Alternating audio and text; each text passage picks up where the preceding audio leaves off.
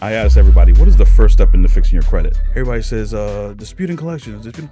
No, it's obtaining your credit report. When you look at the credit reports, the goal should be one name, one address, right? No employers, no co-spouses, no co-applicants, not even your social, your phone numbers, no statements on there, none of that. Why? Because each and every one of those name, number, email, etc. has a backdoor code. And that's the number one way, whether it's bankruptcies, late payments, charge-offs, tax liens, student loans, inquiries. That is the best way to leverage a deletion off your credit report. If you are someone who needs their credit fixed and has negative items on your report, go to info.approverepair.com. Click the see if you qualify link and we'll get you started. We'll give you a free consultation just to assess your credit reports. And then we can definitely How long does it take for I love this question, all right? And I'm gonna keep it real. The answer is there's no set date for credit repair. There's no set date for credit. Sally, may have just a couple of collections and inquiries. She'd get done faster than someone who has a bankruptcy. Here's the Marvin Francois Show, your number one source for all things business, finance, and investing. And today, is a very special day because our guest today is a mentor, entrepreneur, investor, United States Marine, personal and business credit expert extraordinaire. He's the CEO of Approve Repair, a company responsible for doing well over 7 figures in funding for their clients, serving hundreds of consumers and business owners across the country, and making achieving financial freedom easier than it's ever been. Whether he's creating value content on credit repair to help you get negative items removed from your report, or providing free gems on all things funding on platforms just like this, his mission to empower entrepreneurs and consumers alike is proof that his success in the space is not coincidence, it's confirmation. And today, he's here to do more of the same.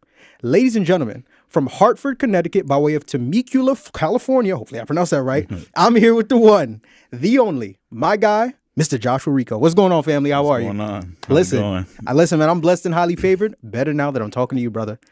Listen, I don't know about y'all. Every time he just kills the introduction. I appreciate it. Before even out the podcast, we were talking about how did you know about that? Like, what we say, he's the narwhal of the narwhal of the podcast. But I appreciate you for inviting me. I was like, man, I was calling my wife. I was like, yeah, I got invited. This is the one. This is gonna take it to the top now. But I do appreciate it. I'm ready to give the people sauce. I already know what this is about. I'm looking forward to it, man. Yeah. And once again, me bringing you on here is just a testament to your hard work. You've been in the space doing not just a lot of work, but great work for the people. I mean, you said it yourself, and I've seen it. I don't know anybody, and I'm gonna look directly in the camera. I don't know anybody in the space with more testimonials than Josh Rico. It's like between you and Herm. Y'all Say it again. But Joshua's different, and we're gonna talk about that here on this episode. Yeah. I'm excited. I know the people are excited. I know I did an okay job introducing you, but nobody knows Joshua Rico better than the man himself. So for those who are unfamiliar, let's get them familiar. Who exactly is Joshua Rico? So Joshua Rico Sr. I'm a son of a Cuban immigrant. My father and my mother is actually born and raised here in Brooklyn, New York. God rest her soul. But I grew up in, born in Hartford, raised in Glastonbury, Connecticut, actually. And then from there, I was raised in ESL classes, special ed classes. So right there, I was like, oh, man, I was destined to not even graduate school, right? So, but growing up, I was into bad things. I wanted to change my life, right? So because if I took that route, stood in that route, I was either going to be dead or in jail. Right. I wanted to fit in the crowd. Yeah. So one day I saw this Marine Corps flag hanging out. I was like, you know what? I think I might join the craziest, the tip of the spear, the hardcore, more badass military service, because what do I got to lose? Right. And I enlisted at 18. I remember writing a will at 19. Crazy. Going to Iraq and Afghanistan. So we'll talk about that. But, been to Iraq and Afghanistan. I was deployed most of the time. Iraq, Afghanistan. When I was in Afghanistan, I mean, I was that time where Osama bin Laden died. I was over there. Wow, really? I was over there. It was a crazy place. Right. But it was a fun place. I don't know how to explain it. Maybe I'm just off the rocker, but But after the Marine Corps. I was like, what am I going to do in my life? After Marine Corps, I was like, you know what? And no disrespect to like a 9 to 5, I said, I'm not going to work for somebody else. I want to create my own legacy, my Rico name, right? So I picked up barbering, right? I've been barbering, like cutting my brother's heads, right? I have a lot of brothers, as you probably know, 5 brothers, right? But I would practice on the hair. But after the Marine Corps, I was like, I need to get a job, some cash. So I started cutting hair. And then through that journey, I started to think about entrepreneurship. I was in multi-level marketing.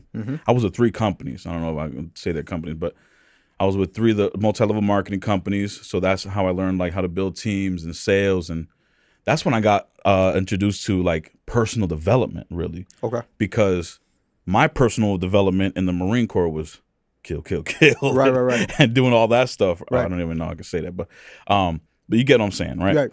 So I started getting into personal development, started reading books like The Secret. And I ain't gonna lie, when I read The Secret, I busted on tears because I understood I was doing it all along, but now I know how to apply it. Yeah. So now I have the mindset just like, if you ask, believe in, you ask, believe, and you shall receive, also in the Bible, right? Right. So I started personal development. I started the MLMs. And then that's when, started wearing suits. I don't know if you ever been in the MLMs or anything like that, but you lose friends. Because everybody thinks and you swear you making money, but Right. you're not making money. All right. But you have to act like you are. Right? Yeah. So I started selling coffee, door to door, holding meetups, and everything like that. But then I got introduced to flipping phones on eBay. iPhones. So I'm a Samsung user. I was a Samsung user, right? But I started flipping iPhones for profit, Apple products. And then I was like, wow, I can make money without recruiting people. I can make money online. That's my first, was like, when I heard that eBay cha-ching, I was like, oh yeah. ball game. Boom. So I started posting on Craigslist. We buy phones. You ever get those you see those we buy houses, but we buy phones cash. That was me. I would always do that. Then send them overseas, etc. But it started to die down. There was a lot of competition. It got saturated. But I forgot to tell you this though. Let's go back. I missed a crucial part. Back when I was in the Marine Corps, back in 2009, I was a victim of identity theft while I was serving in Iraq. And if I'm not mistaken, this was actually by someone in your family, correct? Yes, one of my own blood family members took $6,000 out of my bank account. Crazy. Plummeted my score. And then, I couldn't pay attention to it because I'm over there getting shot at and everything like that, right? So I had to think about survival. But the thing is that when I got back from the deployment, I tried to apply blindly, right? An uneducated consumer applied blindly, and I was like, hey, let me get this Mustang at 19% APR. Let me get this apartment. Denied. So I felt dumb. I didn't like to feel dumb. I don't like to feel dumb or uneducated. As and unfortunately, they don't teach us credit in high school or school or even in our minority communities. Right. So, and especially, I'm Latino. I'm Cuban and Puerto Rican. So, and you Haitian. I've been doing my homework too. I appreciate it. All right. Yeah. But what I'm saying is this. I didn't like to feel uneducated, so I took it upon myself to go invest into my knowledge in credit, whether it's how to build credit, how to fix it mainly, and then how to leverage it into cash flowing assets. Now, 800 credit. Now, like over the course of 10 years, I have the 800 FICO scores. I have over 350K and 0% APR for credit cards, travel hacking cards. I have Section 8 rental properties. I drive a McLaren using zero down. You know what I'm saying? So it's like credit changed my life. And the most important thing is now I can help people do the same, and we're doing that. So, but how that happened though was this.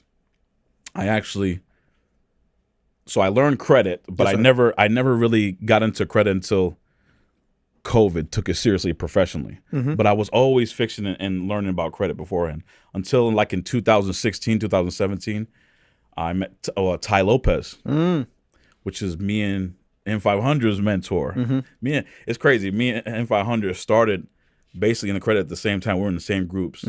But shout out to that dude. He took off. Right. Look at what he created. Right. And the communities we're in now. So it's like seeing him blow up, that's another accomplishment as well. So it was like I learned from them, Stephen Lau, and then I just took it upon myself and like I started manufacturer spending. I was like, oh, you didn't know you could do this. So I started going deep in that rabbit hole. And then I did the barbering, 2-time national award winning barber. I'll spank your barber. All right. You know, I'm really nice with it. You know, the Puerto Rican, we nice with Right. But I didn't see myself doing that for the rest of my life. So actually, I went to Paul Mitchell, right? I went to Paul Mitchell to get my license. And then COVID happened. And COVID was like, hey, barbers, you got to go home. There's no work for you anymore. I was still doing house calls. Right. $350 a cut. Come on now. Hey, man, listen. And up. I would have been there with you. You understand? But I was like, me being the entrepreneur all of the years, I said, what can I do that I know that I could teach via internet or Zoom and charge people for and get results for? And that's impactful. And that was, I said, I know credit. So I was like, what if I charge people to fix their credit? So I went online and I got hit by a targeted ad. You know what I'm talking about? Yep. And I was like, I looked at my wife and I said, babe, we're going to be rich. And the rest is history. I've been rocking and rolling ever since. Yep.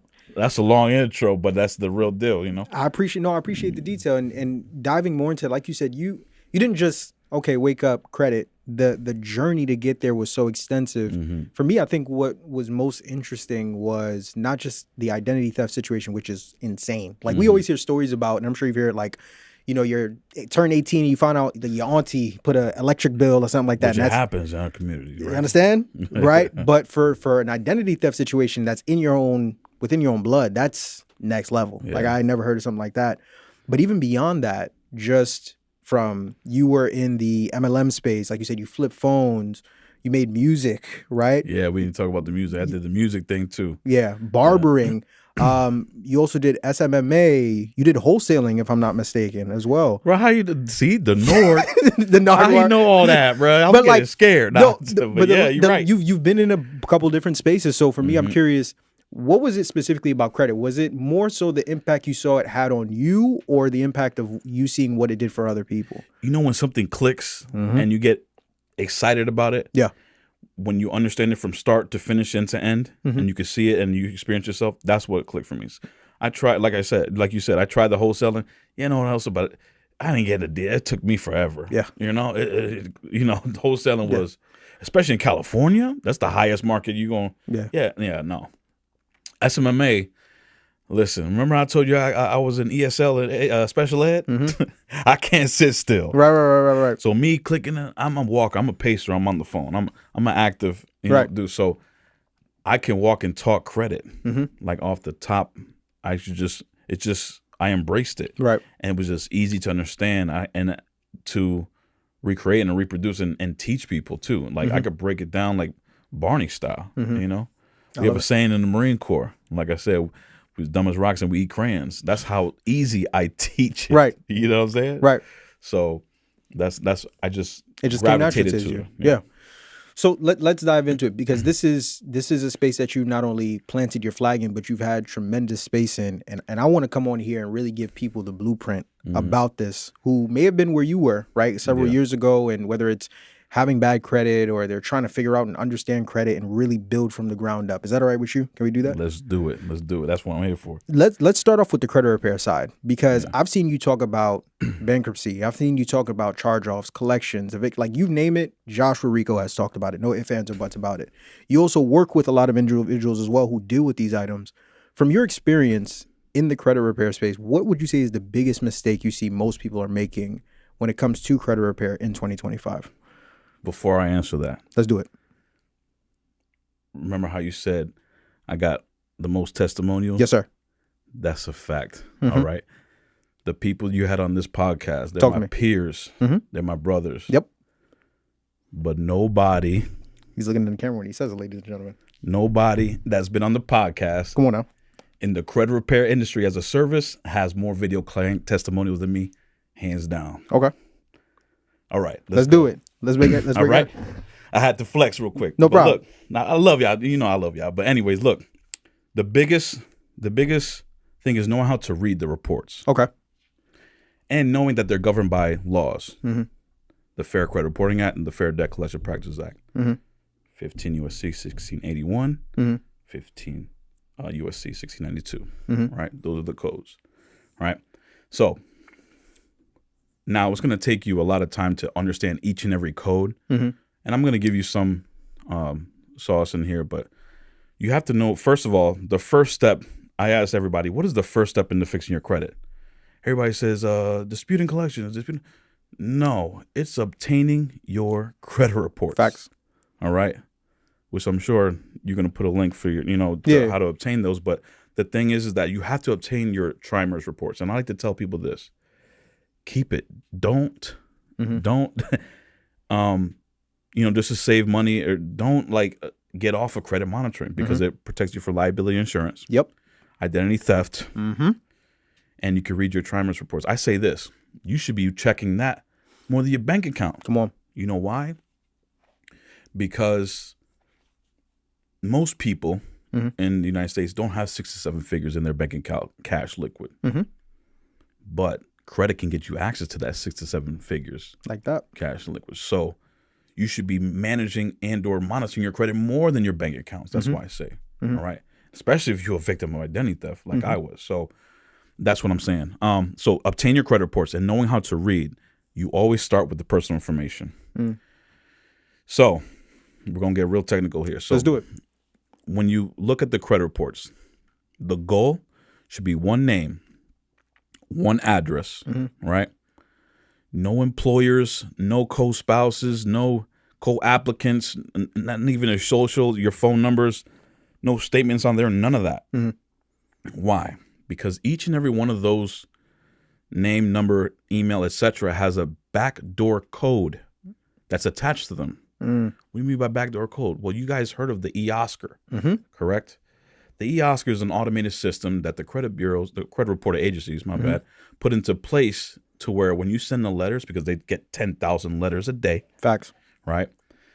And they make it easier to spit out to see if it's verified, the negative item is verified or not, right? Well, the first gem, you ready for this, guys, is to disassociate and clean up your personal information. I'm sure I've seen you say that to yourself, even when it comes to funding too, right? You want to have everything be congruent, right? But let's back up.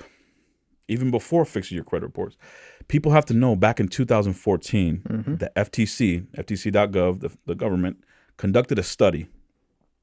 It said 1 out of every 4 Americans have an error across their tri-merge credit consumer reports. 1 out of 4. That was back in 2014. Imagine now.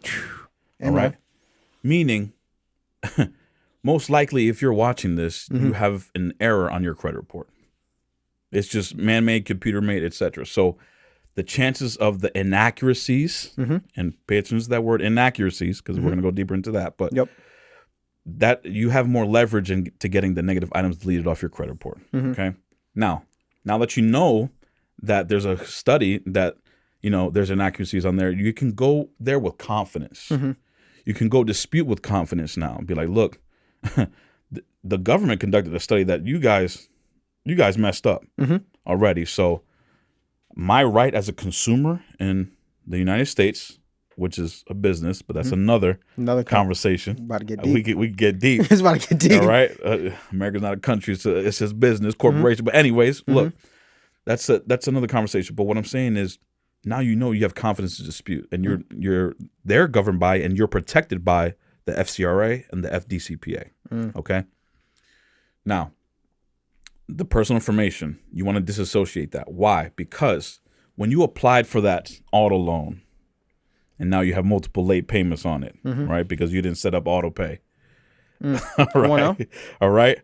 The way I teach guys is very military, very blunt, very boot camp life. You know, I don't know, maybe not for you, but I kick it like it is. But when you didn't set up that auto pay, it's going to report as a late payment, 30 days late, 60 days late, 90 days, etc. Yeah. It shouldn't read that. Now, that was attached to your previous name, your previous address that you lived at, and or co-spouse, applicant, etc., your phone number. I'm gonna give you guys. I like over the shoulder teaching, so you guys can actually go log into your desktop, right? Mm-hmm. You can log into your desktop, go to Experian.com. I do this all the time. You go scroll down to the Help Center, right? When you go to the Help Center, you're going to go to Dispute Center. And then when you go to Dispute Center, you're going to go to File a Dispute, that purple button. You're going to click File a Dispute. And then when you file a dispute, you could click the waiver. That's another, people say, oh, you waive your rights. Yes, you waive your rights, but we're getting results over online. Right. We're not even sending letters, guys. That's another. Come on now. But I'm going to keep rambling. I got ADHD, but look. This is your floor. Go ahead. So when you go to the Help Center and file a dispute, you're going to see potential negative items, accounts, personal information, and inquiries, right? You're going to go to the personal information tab first. You're going to scroll all the way down, and I bet you're going to see multiple names, misspelled names, co-applicants. You're going to see addresses that you lived at before and or possibly never lived at. Possibly 2 social security numbers. How is that possible, right? Could be a victim identity. You never know. Yeah. Merged accounts with, if you're a junior, I'm a senior, right? That's a violation of self. So what I'm saying, you have to clean that up first.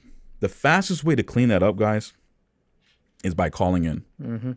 Calling in, press number 2 to disputes, and you get to disputes, you say, look, transfer me to the fraud department so I can talk to an actual human. Yeah. And then clean it up from there, right? Now, the goal is to have one name that's on your driver's license, that's on your social security card, birth certificate, etc. Make sure they're all congruent. Sir, but this is we do variations. I don't care what your policy is, right? Because Experian will say that. They will. Facts. They will say, sir, according to us, we can have the policy. I don't care. And we have a saying, I'm pretty sure you're can agree with this. It's called hookah. Hang up and call again. Hey, man. Okay? I tell my clients all the time, yeah. Hang up and call again because that wasn't the right rep for you. Now, you should go in tactfully. Go in tactfully. He's a human being. Hey, how's your day going? Look, I don't mean to bother your day, but look, is it raining over there? Well, it isn't over here. Just, you know what I'm saying? But all right, so be a human, relate to them because they get these calls all the time. Right.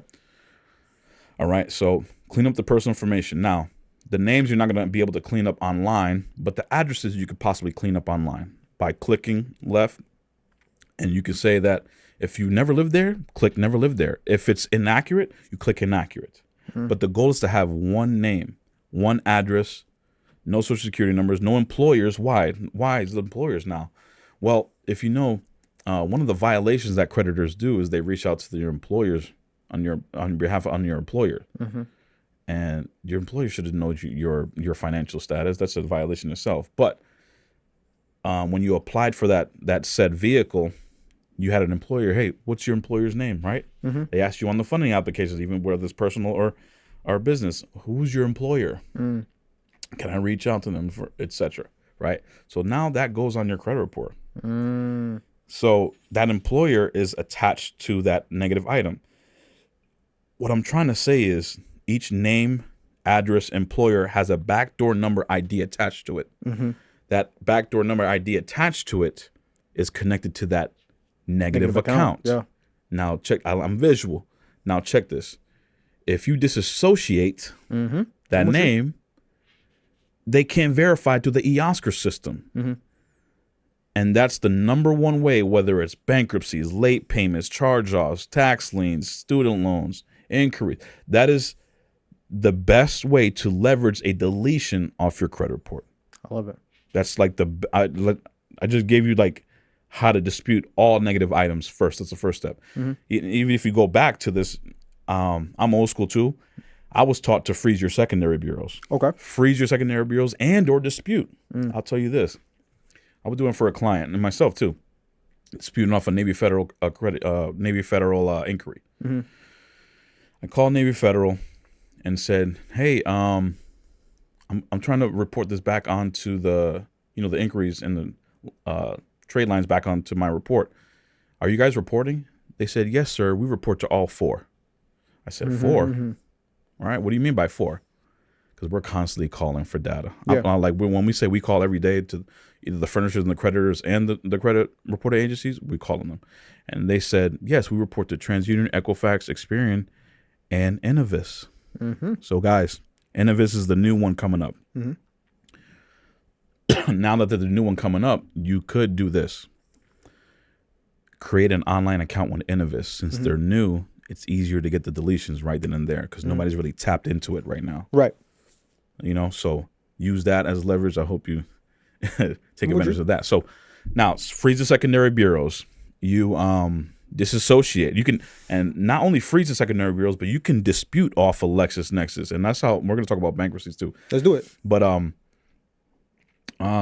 so for bankruptcies, all right, there's two things, and I'm gonna give you the sauce for bankruptcies. Rico, what do you do for bankruptcies? Don't dispute them. Don't dispute them. Don't dispute the bankruptcies yet. Okay, break it down. This is why. I'm partnered with a lawyer, Okay. a nationwide consumer lawyer, right, who specializes in the Fair Credit Reporting Act and the Fair Debt Collection Practices Act, and he tells me consumers and/or credit repair agencies or owners, if they're unsure, right, of a bankruptcy or an item, send it to us first. They sue Experian, TransUnion, Equifax, right? On the daily, they know their counsel, right? So what I'm telling you guys is this. I'm going to give you a website to where you can partner up with a lawyer. It's consumeradvocates.org. And you can select your city and state and reach out to that lawyer. Most of them are going to work pro bono for you and can possibly get the update, deletion, and compensation. Say the website again. Hold on. Let me sit Yeah. up. Say the website again. Consumeradvocates.org. Okay. Now, this could be for anything, whether it's FDCPA or FCRA, right? But the thing is that you want to reach out to the lawyer to see, even like I said, if you're a credit repair agency or if you're a consumer yourself that needs it, reach out to see if you have a case. Why? Because there's 5 things that get stuff deleted off a credit report. Identity theft, true victim of identity theft, right? And if you're a victim of identity theft, you need to reach out because that's another way that you can get paid big bucks. I'll just put it like that because the identity theft violations and the damages that it does to the consumer. But inaccuracies, right? Unfair, incomplete, and unverifiable. Those are the reasons why you get something deleted off of a credit report. So the big one is inaccuracies. I remember I told you back in 2004, the FTC conducted a study of the inaccuracies. Now it's probably more. Now that we know with that confidence, again, the judges know that, the Experian, TransUnion, Equifax know that, and so do the counsel and the consumer lawyers know that. That's why they're in business all day. So we're going to talk bankruptcies, but consumeradvocates.org, you're going to reach out to your city and state, etc. And you just ask them, hey, I have a bankruptcy. Can you take a look at this? And if they have a case, they'll be like, yes, get me in contact with him. Like for our own clients, get me in contact with him so we could take him pro bono. We've gotten many people without charging. We don't charge them. We send the info to the lawyer with their permission. The lawyer gets in contact with him, and within 60 days or less, that item gets deleted off the credit report, and they get compensation potentially without charging. Yeah. What are we doing on this? Yeah. Okay. All right. So if you do have so there's 2 ways to do this, right? So if you do have a bankruptcy, or if it doesn't have to be a bankruptcy, if you think there's an inaccuracy on your report, send it to a lawyer, consumer lawyer, or send it to Mar, or send it to us. You know what I mean? Like, so they can reach out. Now, I'm gonna tell you what the lawyer. I'm gonna give you the law that the lawyer sues off of. Let's do it. But let's do this. If the lawyer doesn't find an inaccuracy, that's when they come back to me, and that's when we take the case. My company takes the case, and we dispute differently. So how you would do it is obtain a LexisNexis report. Okay. There's another one back in 2000. If it's over 2018, the bankruptcy is discharged over 2018. It was a third party to TransUnion, LCI, but they got bought out by another company. But basically, that's why I say freeze your secondary bureaus, obtain your secondary bureaus, and dispute off of the secondary bureaus. And I'll go back and forth what I mean by that. But obtain the LexisNexis report, because the LexisNexis, they get it from Pacer, right? Which you can find your case on Pacer. Yep. The bankruptcy is what I'm saying. So the goal is, let's back up. When you dispute an item off your credit report, they verify with the secondary bureaus, the back end bureaus, right? Reporting agencies. Keep saying bureaus. Now, if they can match that, again, if they can match that to the LexisNexis, LCI, etc., they're just going to send it back verified. Oh, this is verified. Okay. Now, your goal is to get that bankruptcy off of LexisNexis and the LCI, secondary bureaus. Then you freeze them. Then you do the personal information method I just told you, and then you dispute. And I'm going to walk you through that process. So obtain the LexisNexis. I know I keep repeating myself. Is LexisNexis, I'm with you. Let's go.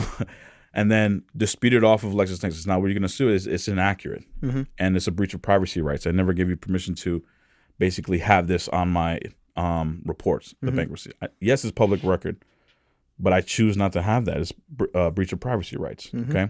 That's how you can send that letter to LexisNexis, and they can most likely remove it off there. Once it's removed, you can do the personal information method I just taught you, right? Disassociate, etc. And then, while you're in the midst of that, you're going to get a letter from the courthouse that the bankruptcy was charged in. So if you live in another state, call them, right? But if you're around that area where you got discharged, I recommend going in person, because they could be a little hassle with sending them letters and everything like that. Just go in person, talk to the county clerk, and obtain that letter. And what you're going to say is this: who gave you the right, or who do you guys report to? Why does this report, this bankruptcy report to Experience and Equifax? Who are you reporting from? Right. That letter is going to say, we do not report to the credit bureaus. So they just put their foot in their mouth. What do you mean you don't report to the credit bureaus?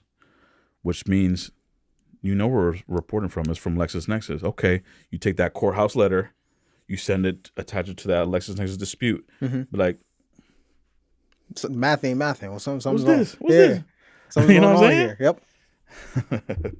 here. Yep. So, and most likely they're going to get that bankruptcy deleted off of the LexisNexis report. And then once you have the LexisNexis report, you make a copy, send it to the bankruptcy, but send it to the bureaus that have the bankruptcy on it. Yep. Say this is inaccurate. Now, let's go back to what law you're going to use. This is the law that the lawyers use for suing, and what you can use for disputing it for yourself. Let's do it.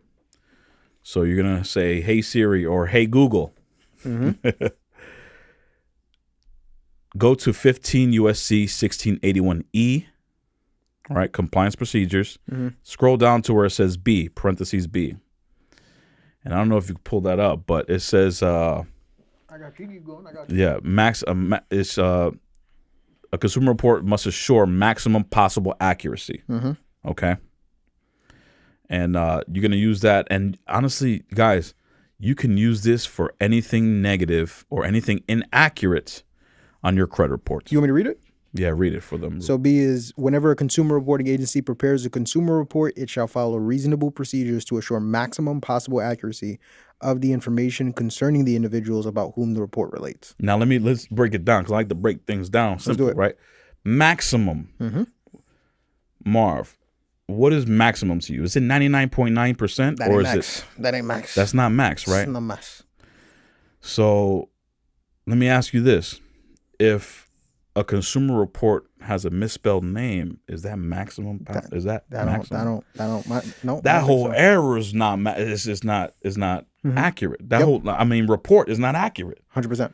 So you have to, by law, reinvestigate and check out what's going on in my report. Oh yeah, you have 30 days to do so. And sometimes they'll send these stall letters, right?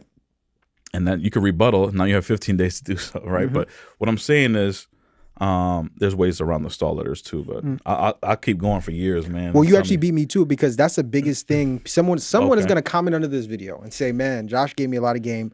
But every time I send a letter, they come back and they say verified. They come back and say, we don't believe that you're the person. So what do I do then when that happens, that next step? Listen, there's multiple ways to do this. So here's the thing too. when you're disputing, you got to come at it like an octopus. Okay. There's more than one way to dispute. I bet you guys are still sending letters. Just letters, right? Actually, we stopped sending letters. We do all online and calling. And you ready for this? Talk to me. Social media. Social media? Yeah. I gotta explain that. Listen.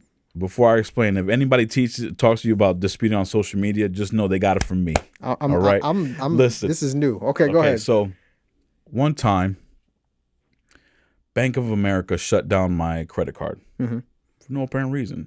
You know how they say they can do that? Yeah. Well, what happens when you shut down a $20,000 credit card limit? Right? It takes your utilization down. Yep. In turn, that lowers your score, right? That's damages. What if I was closing on a house? What was I? And you just made me lost this deal. So that you can sue for damages, adverse action, right? But this is what I did. I added them. This is a gem. You guys ready? Well, look, I added them on Twitter. Okay. I said at Bank of America, at BBB, at CFPB. Ain't no fucking way, dog. All right. Go ahead. And I said, you guys have violated my consumer rights. Yeah. You shut down my car. I was going to close on the house, etc.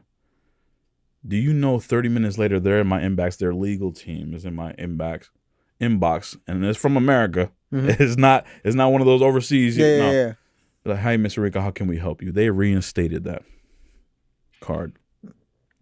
That is the social media disputing hack, and nobody is teaching that in the credit repair industry. I guarantee. Something like that for dispute and just like that reversed. Yes, I actually have clients who have done this. Right. Hey, and like I said, you said on another podcast, you can only measure a man by who he helps. Facts. The success that he helps. Yep. The reason why I am where I am today is because I helped thousands of people. I've helped so many people get results, and that's why I like that more than anything, because you got that house, cool. You got that 250K 0% APR, that's amazing. You got that new whip, that car, that's amazing. It's something that you could be proud of. You're helping people financially move ahead. But yes, that's just one of them. I'm all ears. Here we go. So that's what I'm saying. Twitter, social media, Instagram, Twitter, Reddit, whatever, right? LinkedIn. Okay. You're not listening to my dispute. Who's the CEO of USAA? Boom. I'll Google who's the CEO of USAA. All right, bet. This is his name. Okay. His biography, he was born where? Let me do a revert. I was in wholesaler, remember? I'll skip trace the CEO. Get his info and all. You can get their info, and I'll send a letter to his house. Hey, yo. What are we doing? As a dispute. Why not? It's public. Come on. Certified. What is this? Get me that on the phone. Like, it might start, but I'll tell you one thing. It's going to bring, right? So it's bringing attention. You guys are just disputing one place. Yeah. Let's go back to that. You guys are doing the Allen, Texas, right? The same disputes. You guys will know I'm talking about who send the disputes, but why not send it to their registered agents? Why? Because when you sue a company or an LLC, they have a registered agent address attached to it, a name and a registered agent. So you guys may know it as Experian, but I know it as Experian Information LLC, etc., with a different address. So I actually went to the Experian corporate offices. They actually kicked me out. You went to the actual physical building. Yeah, if you look on my page, right, you'll see me at the office, doing content there. But it's 475 Anton Boulevard, Costa Mesa. He just dropped it his address. Okay, listen, guys, you guys are sending your letters to the mailroom in Experian. Send it to the corporate address. There you go. All right, send it both if you're sending letters. So you can send letters, you can call in, you can. There's multiple ways to do it. Social media, LinkedIn, etc. Find a way to get your letters there and be heard. if you have a true actual violation. Okay. And we could just go on, but that's it. That's, you know. One thing I'm curious about, you mentioned it when you talked about the social media strategy. Do BBB and CFPB complaints still work in 2025? Yes, they still work in 2025. Now, the reason why they're not working is because people are filing on as a third party on their behalf. And what I mean by that is sometimes credit repair companies. You see, you just gave me an idea on how to fix that stall letter problem. It's basically a stall letter problem because you guys ever see where they say, "Hey, we close this complaint because we feel that it's not you." Yep. Well, 2 ways to that. 3 ways. Send a physical letter to actual CFPB, not online. 1.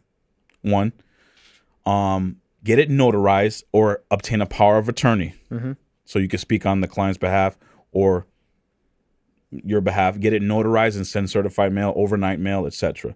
See, if you're doing this by yourself, there's just so many ways. Like I'm with you. Here. Let's ride out. A lot of people are sending them in the envelope letter that's, the white envelope letter. Yep. Why not be different? We learned this in marketing with wholesaling, right? Send a damn manila folder. Crazy. Right? Spray some Christian Clive on it. You know what I'm saying? Like, be unique. Put some coffee stains on it. I don't know. Red ribbon. And be like, hazard sign. I don't know. But you get what I'm saying? Bring attention to it so it stands out. And they're gonna most likely open that. But send it to CFPB. You can call in as well. You can at them on social media. Yep. There's just different ways you got to, and here's the thing. People like to give up after 1 round, 2 rounds. Listen, I need to say this. Talk to me. Credit repair is not an overnight process. Say it again. Credit repair is not an overnight process, and we disqualify people for this. They want the sweeps. They want the fast fixes. Come on. Listen, I don't know if you saw what just happened. Oh, I know exactly. We can talk. Let's talk about it. Let's talk about it right now. We gonna break it out. I'm the one gonna break it out. Okay, you talk about the human trafficking business. Yes, talk about guys. That. I've never and will never do it. But some people don't even know what that is. Talk about what that is, what happened, and then what's going on. There's a method, guys, that's been going around social media. Yeah. Right. And the people who are doing it just call people like myself haters because. Yeah, you're getting the deletion done in a day or 3 or whatever. But now CFPB's legal team just sent are sending mass letters saying, "Hey guys, we stopped and closed your complaints because falsifying a fake and fraudulent documentation of the sex trafficking method." That's what the method that they use, guys. Sex trafficking. It's not. It's not the way to go, but especially if you're not a victim of it. So what I'm saying is they're sending it to us, and then they're saying whoever is doing this for you, give their name, number, email, and social media tag, and send it to CFPB Legal. Yeah, you're going to prison, buddy. You're going to jail. It's fucking over. You're going to the big house. For real. You're done. Starch. Yeah, you're cooked. You're cooked. But this is what people are doing because they don't know any better. This is what people are doing. And when we call them out, people who do really credit repair, we call them out. And not call them out. It's like, yo, you shouldn't be doing that. Right. They think, oh, you're haters. I'm getting money. Bang, bang, bang. All right. It's not, okay. Yeah. 20 to life. Yeah. You're getting numbers for real. Yeah. But listen, that's not what we do. We've never done that method in our company, or I don't teach people to do it. Now, if you're a true victim, you need to go seek legal some real help, legal representation, etc., and file that correctly. But if anybody is asking you guys, hey, let me do your credit report. It's going to be gone in 2 days. It's a sweep. First of all, okay, back to what I said. Credit repair is not an overnight process, okay? Anybody who's promising a time is illegal. I don't promise times, all right? The only thing I promise people is, like, if I don't get you at least one thing deleted off of 6 months and I owe up to 3, I will gladly refund you your money, and I'll still help you because that's the type of person I am. Yeah. Because if I can't do it, I want to see what's going on. Right. So let's figure out how Cat Williams. Let's figure it out together. Yeah, you know what I'm saying? Together, bro. Yeah. Like, so that's what I'm saying. So it's not an overnight process. An average, I'll tell you this. Yes, I have gotten people done in 3 hours. Inquiry off of Experian. I've got people done in 3 days too, off of the updated online collections hack, etc. But I also got people who's been on for 2 years plus. Nobody will tell you that. Facts. No credit repair owner is going to say, oh, I've been on for 2 to 3 years as a client. I have clients like that. You're not ashamed? No, I'm not ashamed because we're actually doing their credit. Yeah. And not only are there disputes, we're helping them build too. You got to help them build. Yeah. So while you're working on the disputes, why not help them make a connection with the local credit union that's near them, the zip code? So go to, the Navy Federal that everybody's talking about. Or if you can't get into Navy Federal, go to your zip code, like people say, and type in credit unions and see if that's a right fit for you for your future. Yep. So I say this, look, an average time, look to 6 to 12 months, maybe more, maybe less. All right. But if they're taking your profile and they're saying, we're going to do the sex trafficking method, click this, run. Run. No. That's all I got to say. You mentioned methods that people should stay away from. Another one that was a very hot topic when I first came into space. You've been in the space longer than I have, but when I came, around the same time. Yeah. The FTC reports and the identity theft reports. What is your stance when it comes to that? Because there are people still using that to this day. Some of them are getting results, but I actually learned recently, like, there are times where you could submit a FTC report, and it's not that an item got deleted, but it just was blocked from your report. Yes. It's still there. It's going to come back. I don't know when, but it's not. Could you talk a little bit about that? Because most people don't know, and they're sending out those reports to try and get stuff removed, and they think it's gravy, and it's like, hey, you got something coming. I'm going to be real with you. Talk to me. We will send out an FTC report if and look this up, guys, is the Equifax data breach method. Okay, explain what that is. Okay, so you can also Google and everything like that, but you'll go to Equifax, right? You type in Google Equifax data breach, and you'll see if you're a victim. Now, that's one method, and two, you saw what happened. What was it? A couple months ago, before 2025, where everybody's Social Security got compromised. Yep. Well, this is what I like to do. I like to reverse look up the social, and I like to look up the data breach methods to see if your name and social was compromised. If it was, yes, I'm going to be real. We're going to use the FTC method as far as that.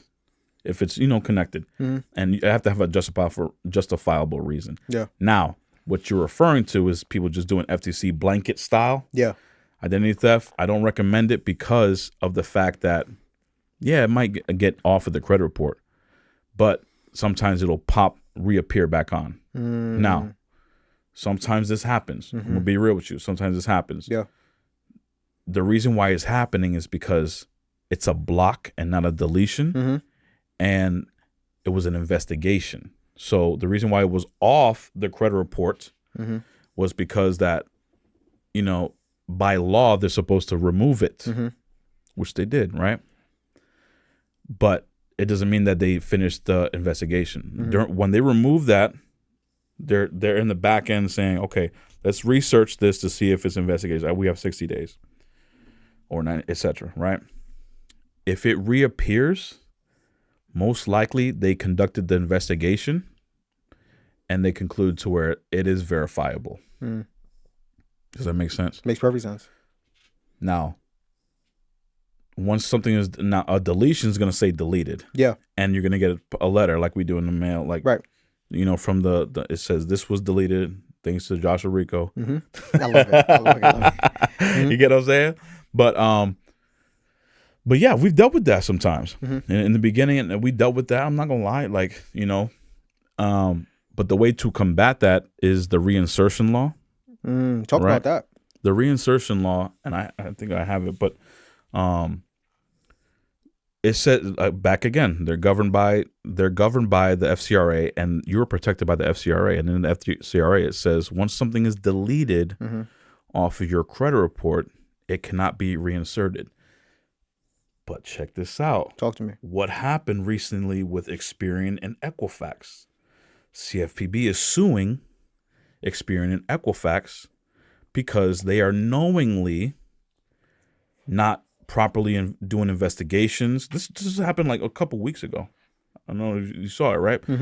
To where they're not properly conducting investigations.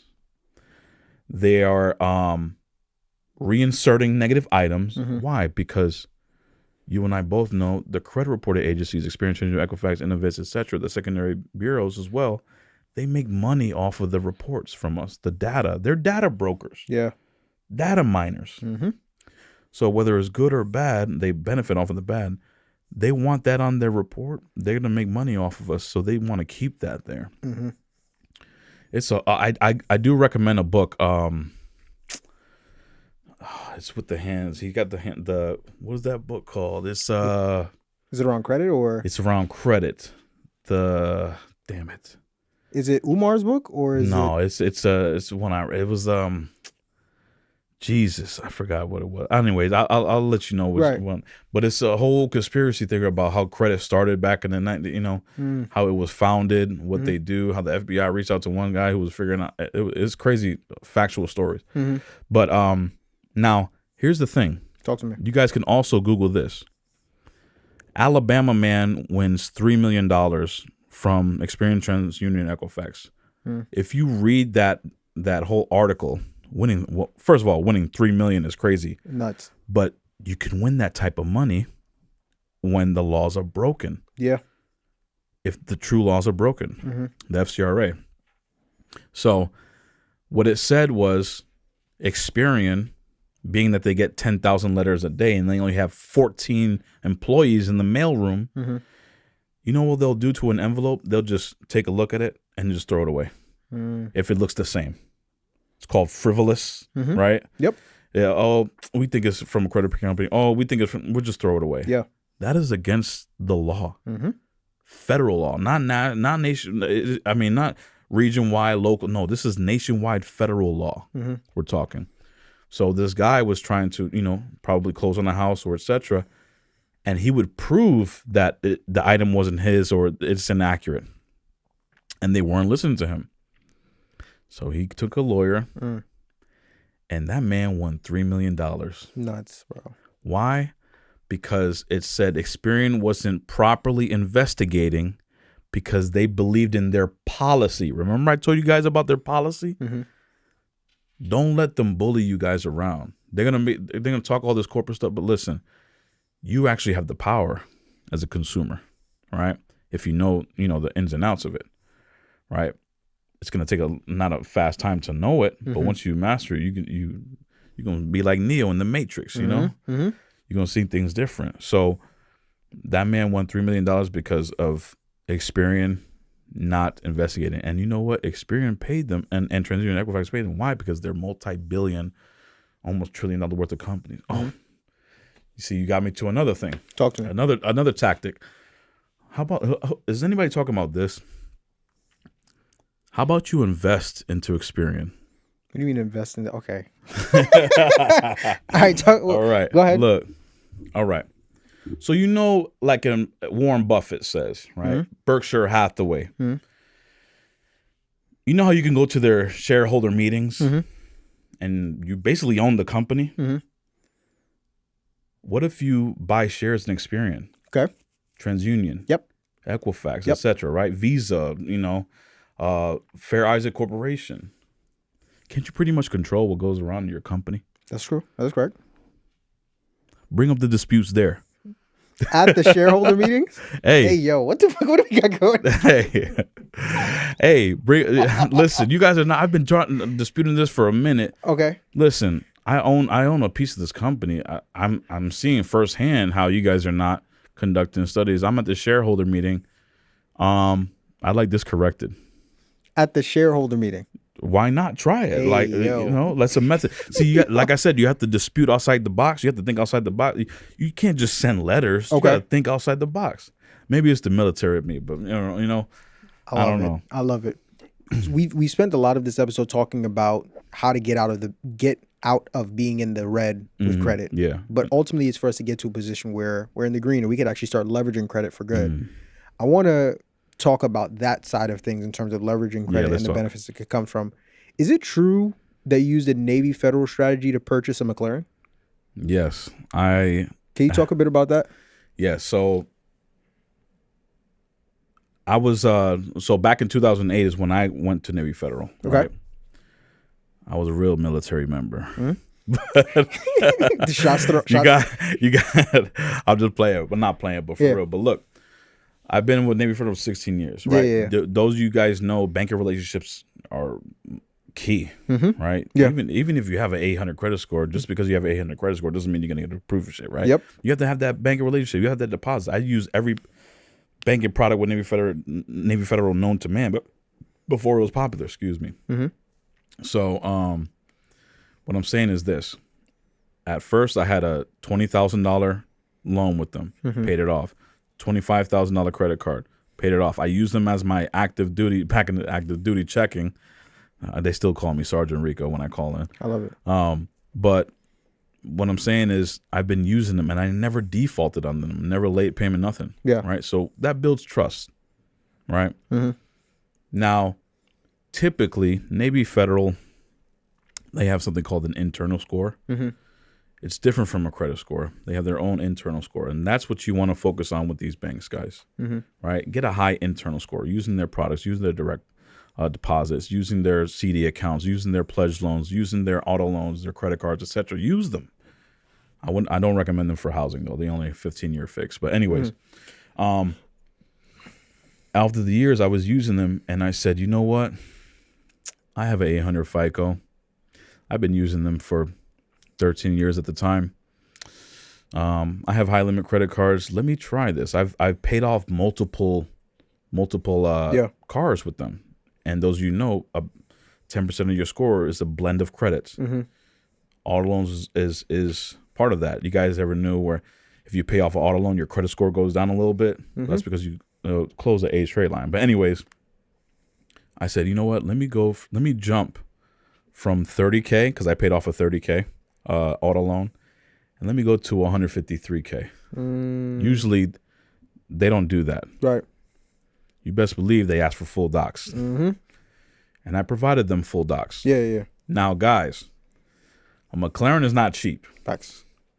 And don't get one because mine's in the shop right now. Yeah. I'm keeping it real, right? But the thing is that with the McLaren, it was zero down. I walked out of that dealership not a penny down. And I don't think you should, for a depreciating asset like that, I don't think you should put any money down if you have great credit. Now, why did I do it? One, you have to make the money. Everybody say, "Oh, he's financing the McLaren. Oh, so what? You got to have money to do so, and the credits, and the docs to show so. So they're not going to lend you if you have an 800 credit score. You're just not going to get a McLaren or a Lamborghini because you have a great score. You have to back it up with either profit and loss sheets and/or bank statements to make that amount to pay for it. Right now. I used it because also, too, is the data points we're speaking about, comparables. And you talk about comparables on your channel as well. Yep. That's a hell of a comparable. $153,000 auto loan, installment loan, that's a hell of a comparable. Yeah. So if that's paid off, now I can go to any bank and get 100% double on that. So you want $300K? Here you go, Mr. Rico.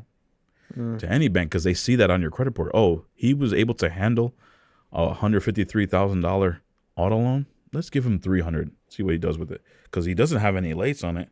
He's been paying auto pay on it. He has a great score. Let's give him more in loan or cash or a business line of credit, etc. Because my data points can back it. Now, and also thing too. At first, I wanted to Turo it. Turo's trash. Hey man. Hey, Turo's trash. All right. Get out of Turo. All right. I'm with you. All right. But luckily I had a real business. So I took care of that. Right. But if you're just going into Turo off the scratch, man, I got so many stories, but we'll keep that on another channel. But what I did do was leverage it in Cars and Coffee and San Clemente, one of the biggest Cars and Coffees. And I got a network, people who wanted business funding. So I get them business funding. Right. Investors, real estate investors, those are, it brings people. It's a conversation starter. Yeah. I get a lot of clients off of that car. So it actually could be a write-off for my YouTube channel. So it's like, I use it as leverage because nobody going to come up to me in the Kia being like, hey, what do you do for a living? Right. Yeah. No, I pull up in the McLaren. It's not the flex. It's just ever since I was little. I mean, you got to understand, Connecticut, close. I always wanted an exotic car. Yeah. Growing up. Why, and you should too. You should experience it. I say I'm gonna sell it, but every time I'm in it, I'm like, nah. Nah. But it's and then too, it's like I see my sons light up when he's, oh my God, your dad has a McLaren. His friends come by, he's like, is your dad like rich? Hell yeah. I love it. Right. Oh man, but I like to joke around, but he's a comedian. I don't. Let's do some research on you. I know you're a comedian. I don't mean to flip it, but these facts have not been confirmed. Or denied. He's a comedian. I like to. I'll be playing with Marvin, man. Good energy, man. I appreciate you having me. But look, so not only that, and also having the McLaren just brings opportunities. Like I said, the cars and coffee. Right. Leveraging. You were talking about leveraging the good credit. Yep. One of my best people say, oh, he got the McLaren, but you know how they do. Don't get the McLaren. Yeah. Get the Section 8 rental properties that pay for the McLaren. Talk about that, because I know you also invest in real estate with your good credit as well. Yes. So I pulled off one of the best manufacturer spending plays known to men. Let's talk about it. All right. 38%. That's the amount of entrepreneurs that are struggling to get their business funded because their personal credit isn't where it needs to be. Now, you can look into alternatives like corporate credit cards and vendor accounts, but the truth is the easiest way to get access to 5 to 6 figures in funding is to have good personal credit. As an entrepreneur, the stress of trying to build a successful business is already enough as is. So why work harder than you need to when you can simplify the funding process by getting your credit restored? My company, Takeoff Financial, has served hundreds of entrepreneurs just like you by helping them avoid the pain of getting denied for business funding by restoring their personal credit, and we want you to be the next one. So click the link above or below this video to secure your free consultation, and let's put you in position to get you funding that your business needs. For those who don't know, explain what manufacturer spending is and explain what it is that you did. I mean, my boy Dub Washington, he's the king of that. But like, that's my boy, that's my brother right there. We like talk every day. But look, basically manufacturer spending, and correct me if I'm wrong because it's been a while, like how to explain it, but it's basically spending without spending. That's actually a clean way to explain it. Yeah. More or less. Yeah. Like for real. So what I mean by that, let me break it down. So we in Brooklyn right now. I like Jay-Z, and I was gonna, he says this song, the story of OJ. He says, you want to know what's more important than throwing money away at the strip club? Yep. Credit. Come on. You want to know why all the Jewish people own all the property in America? This is how they did it. All right. So financial freedom, my only hope. But living rich and die broke. All right. So you got me. All right. So hold on. But look, what I'm saying is this. He's giving you keys. Don't take your drug money by the neighborhood. That's how you rinse it, right? Now, to those what I'm talking about, take your money and invest it into something that's going to bring you back residual or legacy. A lot of people talking stocks. I'm going to give you a play on that too. But a lot of people talking stocks and real estate. I like to park my profits in real estate, preferably Section 8 rental properties. And this is how I did it. I had business credit cards, right? And actually my brother too, he helped me with this too. So this is how you did it, all right? This is going to blow your mind. So my property is in Cleveland, Ohio. The Bible Belt states, guys, this is where you want to invest. I'm giving you a game. Open up an LLC, right? Invest in the red states. Hey, this ain't a political thing. All right, this ain't political. I'm with you. All right, but you want to invest in those states, okay? Because they favor the landlord. Yeah. Okay. True. Now, from there, a 3-bedroom, 1.5 bath. Guess how much I bought it for? Depending on the state, I'm not a real estate investor. I'm like what, 300 to 500K maybe? 75,000. 75,000. What state is this? Cleveland, Ohio. Okay. It's rent ready. Okay. turnkey, etc. And rents out there go for the low end $1,300 to $1,700. Now check. I'm gonna break down the math here soon. Let's go. So back up. So the story was this, right? My first property is like, oh, I'm going to Section 8. Why? Because Section 8, whether it's an up economy or a down economy, I'm going to make guaranteed rents from the government. You're getting paid by the government. And if you're getting paid by the government, then it's an apocalypse or something, you know? But so from there, you know, it's my first deal. They're not doing 50K loans anymore. They ended that. But unless you go into a community bank, that's why I say get your P&Ls, get your taxes good, and your credit and bank statements good. All right.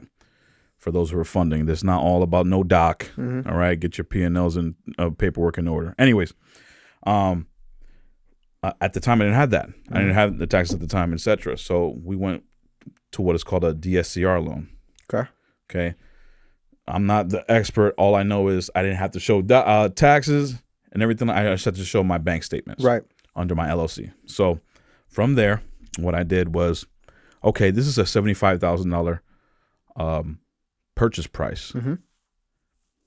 I need 20% down. That's 16.5 around, right? Round it up to about like 20 for closing costs, etc. Let's say $25,000. Guys, I'm pretty sure Marvin, I, and everybody on the podcast teaches you how to get at least $25,000 credit card, right? Yeah. And to liquidate that. So, he hungry, right? My boy hungry over here. He need a slice. No, but look, that's it. But look, what I'm saying is this: 16.5. That's 20% down, right? And 20% down, you avoid PMI, all that cost. So it's an investment property, a conventional loan. That's what typically you do. All right. So $25,000. I had cash. Yep. $25,000. You got to put some skin in the game, guys. You can't be over leveraging all the time. Right. I put some money down, and I said, awesome. I just need $50,000 loan from you guys. I got this. 2 weeks in, I was working with Kiavi too, by the way, guys. Now Kiavi's good if you're experienced, but I wasn't experienced. This was my first. Watch how I flipped this. This is my first rental. So 2 weeks in, I have a 45-day close. 2 weeks in, I'm feeling happy. I get a call from Kiavi, and they say, Mr. Rico, we're pulling out. We can't cover the loan. I started getting red, and I don't get red. All right. I was like, what? You guys said you guys gonna,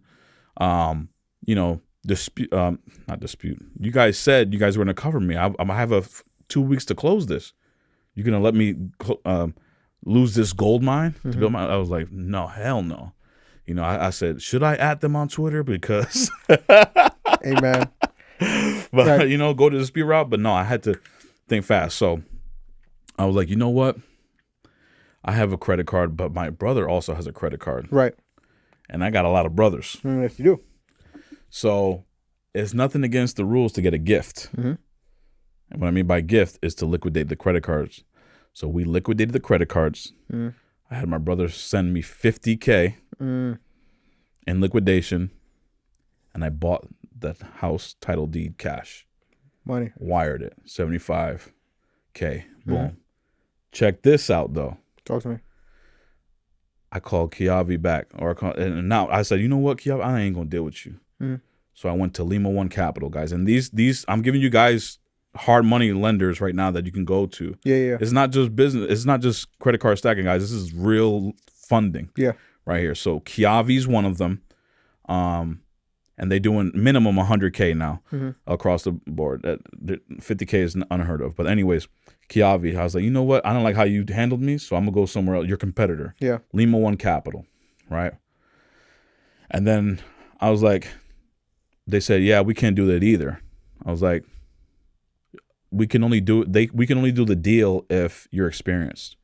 So when I bought that house cash, I went back to the lender and said, hey, am I experienced now? And they said, yes, you are. Awesome. I want to put a delayed financing loan on it. Boom. So now they paid me $50K, $52K at the closing table. I paid off the credit cards. Now I have recurring revenue for the rest of my life. That's the best manufacturer spending play that you ever heard of. And that's how you create wealth off of credit cards and business credit cards. And on that note, ladies and gentlemen, we gonna need a part 2. Yeah. We gonna need to set up a part 2. Joshua, Rico, thank you for coming on here and blazing the pod, my brother. I appreciate you. Like I said, it's a long time coming. Definitely way more than what I expected, and I'm excited to bring you back on. For those who don't know, let the people know, of course, where they can find you, and also to share some closing words with people who are watching. Awesome. Well, if you don't know already, Come on. right? Joshua Rico, you can follow my YouTube channel. My Instagram is Joshua Rico SR Senior, Joshua Rico Senior. And praise God. That's it. Praise God. That's it. Just closing out just like that. Yeah. I'll take it. Listen, Right. ladies and gentlemen, I appreciate each and every single one of y'all for getting tapped in and wrapped in with the episode. And if you haven't already, what are you doing? Take a second, take a minute, take an hour out of your day right here, right now to go ahead, hit that like button, show the episode some love, and tell a friend, come back, rewatch it again. As always, my name is Marvin Francois. That's my guy, Joshua Rico Sr. Y'all have been good. We've been great. This has been amazing. Thank you, and God bless. Peace.